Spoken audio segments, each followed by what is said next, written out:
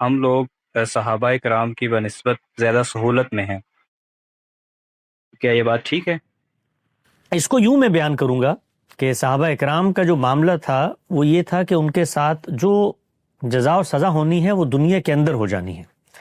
ہمارے لیے یہ مہلت رکھ دی گئی ہے کہ ہمارے ساتھ دنیا کے اندر فیصلہ نہیں ہوگا، لیکن جہاں پر ان کو یہ سہولت حاصل تھی کہ دنیا کے اندر مثال کے طور پہ یہ معاملات ان کے ساتھ ہو جاتے تھے،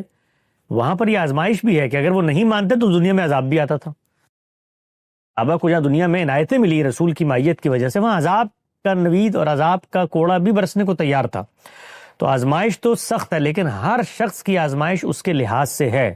ان کو اگر یہ پیغمبر کی مائیت ملی تو اس کے ساتھ ساتھ وہ تمام رکاوٹیں بھی موجود تھیں، پوری طریقے سے معاشرے کی رکاوٹیں موجود تھیں، آبا کی روایت موجود تھی، تاریخ موجود تھی، شرک کا پس منظر موجود تھا۔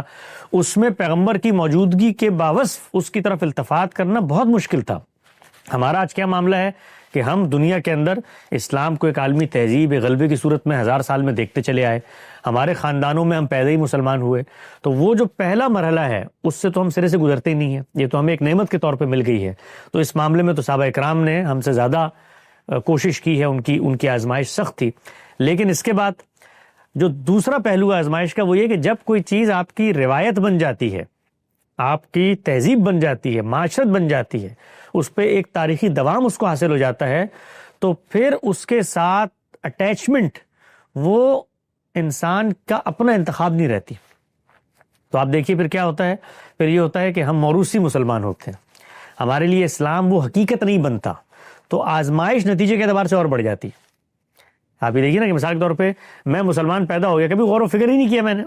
کہ بھائی اللہ تعالیٰ ہیں، ان کے پیغمبر ہیں، پیغمبر نے آ کر یہ بات کی، اس سے پہلے شرک کی ظلمتوں میں ہم کھڑے ہوئے تھے، دیکھو ہمارے تمام کی تمام جو نفس کی علائشیں تھی وہ پاک ہو گئیں۔ یہ پورا کا پورا مرحلہ گزرتا ہے تجزیے کا، تحلیل کا، اور دین سے ایک زندہ شعوری تعلق پیدا ہوتا ہے، جیسے صحابہ کرام کا ہوا، کیونکہ حقیقت سامنے کھڑی ہوئی ہے اور گلی بازار میں رقصہ نظر آ رہی ہے۔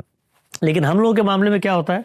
کہ ہم لوگ اس کو ایک روایت کے طور پہ پرسیو کرتے ہیں، تو جب کوئی چیز روایت بن جائے تو اس سے شعوری کنیکشن پھر خود بخود آپ کو پیدا کرنا ہے۔ چنانچہ اب یہ دیکھیے کہ اتنی بڑی تعداد ہے مسلمانوں کی، کتنے لوگ ہوں گے جن کے ساتھ آپ بیٹھے ہیں جو شعوری طور پہ دین کو سمجھتے ہوں گے، یعنی ان کے لیے خالق کا ہونا ایک مسئلہ ہے، پیغمبر کا ہونا ایک مسئلہ ہے، پیغمبر پر ایمان کے جو تقاضے ہیں اور پیغمبر کی حقانیت اور صداقت کے جو دلائل ہیں وہ ان کے سامنے بالکل روز روشن کی طرح آیا ہے۔ اگر یہ نہ ہو تو شعوری پروسیس سلو ہو جاتا ہے۔ تو ہمارے ساتھ میں آزمائش کے بعد میں یہ کہتا ہوں کہ اس سے بڑی